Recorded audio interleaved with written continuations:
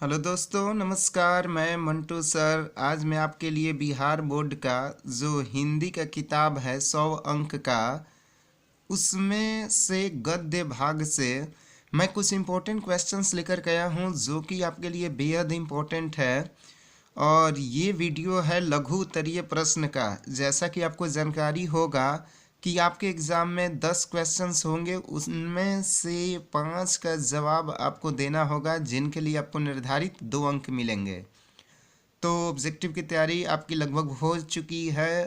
तो चलिए, अब का जो आपका तैयारी होगा वो लघु उत्तरीय प्रश्न का होगा।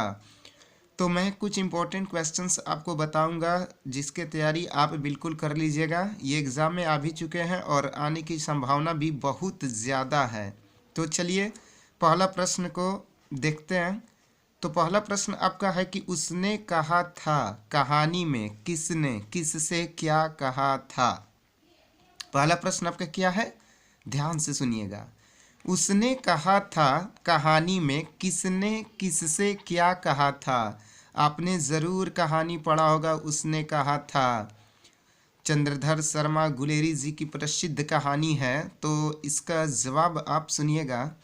उसने कहा था कहानी में सूबेदारनी ने लहना सिंह से कहा कि जिस तरह उस समय उसने एक बार घोड़े की लातों से उसकी रक्षा की थी, उसी प्रकार उसके पति और एकमात्र पुत्र की भी वह रक्षा करे। जैसा कि आपने कहानी पढ़ा होगा, तो वो युद्ध के समय की बात है। वह उसके आगे अपना आंचल पसार कर भिक्षा मांगती है। यह बात लहना सिंह के मर्म को छू जाती है। देखिए, उसने कहा था कहानी में किसने किससे क्या कहा था का जवाब है उसने कहा था कहानी में सूबेदारनी ने लहना सिंह से कहा कि जिस तरह उस समय उसने एक बार घोड़े की लातों से उसकी रक्षा की थी, उसी प्रकार उसके पति और एकमात्र पुत्र की भी वह रक्षा करे। वह उसके आगे अपना आंचल पसार कर भिक्षा मांगती है। यह बात लहना सिंह के मर्म को छू जाती है। तो सूबेदारनी ने लहना सिंह से यही कहा था। ये क्वेश्चंस बेहद इम्पोर्टेंट है, आप इसे बिल्कुल याद कर जाइएगा। तो चलिए दूसरा क्वेश्चंस की तरफ बढ़ते हैं। बुद्ध ने आनंद से क्या कहा। दूसरा आपका प्रश्न है कि बुद्ध ने आनंद से क्या कहा। तो जवाब सुनिए। देखिए, आनंद, मैंने जो धर्म चलाया था वह 5 सहस्त्र वर्ष तक चलने वाला, किंतु अब वह 500 वर्ष चलेगा, क्योंकि नारियों को मैंने भिक्षुणी होने का अधिकार दे दिया है। देखिए, अब सिंपल से एकदम बिल्कुल याद रखिएगा ना कि बुद्ध ने आनंद से क्या कहा था। तो उन्होंने कहा था कि मैंने जो धर्म चलाया था वो 5 सहस्त्र वर्ष तक चलने वाला, किंतु अब वो 500 वर्ष ही चलेगा, क्योंकि नारियों को मैंने भिक्षुणी होने का अधिकार दे दिया है। प्रश्न नंबर 3, गैंग्रीन क्या होता है। जरूर आपने पढ़ा होगा यह चैप्टर। तो गैंग्रीन क्या होता है, जवाब सुनिएगा। पहाड़ियों पर रहने वाले व्यक्तियों को कांटा चुभना आम बात है, परंतु कांटा चुभने के बाद बहुत दिनों तक छोड़ देने के बाद व्यक्ति का पांव जख्म का शकल अख्तियार कर लेता है, जिसका इलाज मात्र पांव काटना ही है। कांटा चुभने पर जख्म को ही गैंग्रीन कहते हैं। ध्यान दीजिएगा और आपको कमेंट बॉक्स में एक जवाब दीजिएगा कि गैंग्रीन शब्द किस चैप्टर में है। चलिए, मैं थोड़ा सा क्लू आपको दे दे रहा हूँ कि मालती, आपने ज़रूर पढ़ा होगा। मालती के पति का नाम महेश्वर, और ये गैंग्रीन शब्द उसी चैप्टर का है। बस वो चैप्टर का नाम आप कमेंट बॉक्स में दे दीजिएगा। तो गैंग्रीन क्या होता है आपने जाना। पहाड़ियों पर रहने वाले व्यक्तियों को कांटा चुभना आम बात है, परंतु कांटा चुभने के बाद बहुत दिनों तक छोड़ देने के बाद व्यक्ति का पांव जख्म का शकल अख्तियार कर लेता है, जिसका इलाज मात्र पांव काटना ही है।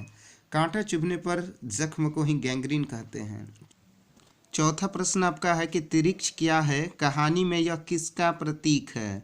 तो तिरिक्ष छिपकली प्रजाति का जहरीला लिजार्ड है, जिसे विस्खापर भी कहते हैं। कहानी में तिरिक्ष प्रचलित विश्वासों और रूढ़ियों का प्रतीक है। नेक्स्ट प्रश्न है आपका 5 नंबर कि लहना सिंह के प्रेम के बारे में लिखे। तो लहना सिंह का सूबेदारनी के साथ भावनात्मक प्रेम है। वह एक सच्चा प्रेमी है जो प्रेम का प्रतिदान नहीं चाहता। वह प्रेम में उत्सर्ग होना जानता है।